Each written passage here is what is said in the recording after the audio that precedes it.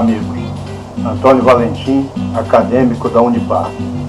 Eu estou aqui para apresentar o vídeo explicativo sobre o plano de aula que foi proposto, cujo tema foi variedades linguísticas ou variações linguísticas.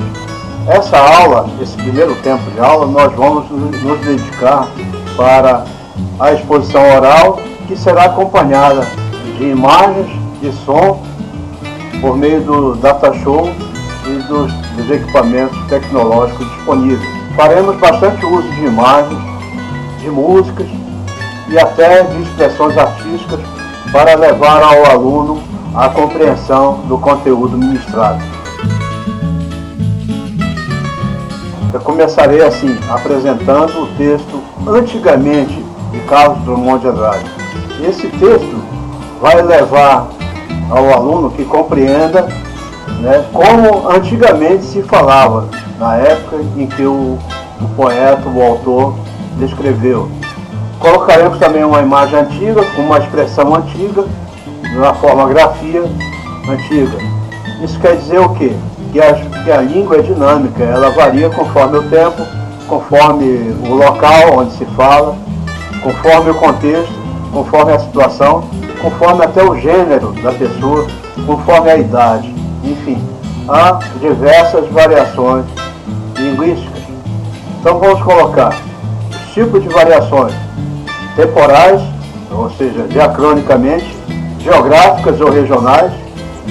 A pessoa que mora no Nordeste fala de uma forma, enquanto a que mora na região Sul fala de outra forma. Contextuais e situacionais, o pessoal que mora na zona urbana, nas cidades, diferente de quem mora na roça, nas fazendas.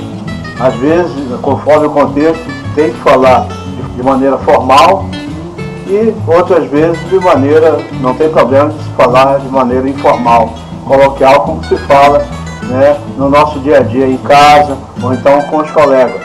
Tudo isso nós vamos passar para os nossos alunos. Continuando, na segunda aula nós reservaremos esse tempo para uma avaliação formativa com os alunos. Ela vai ser toda oral, porque consideramos que para o assunto, para o tema, esse tipo de avaliação terá maior proveito do que se fizermos por escrito. Então dedicaremos especial atenção para a coexistência das diversas variações linguísticas. Em outras palavras, quero dizer que um tipo de variação, por exemplo, a diacrônica, a temporal, ela pode conviver com a geográfica. Ela pode existir no mesmo contexto de fala. A variação etária, por exemplo, o jovem falando ou o idoso falando. Também pode existir a conotação de gênero.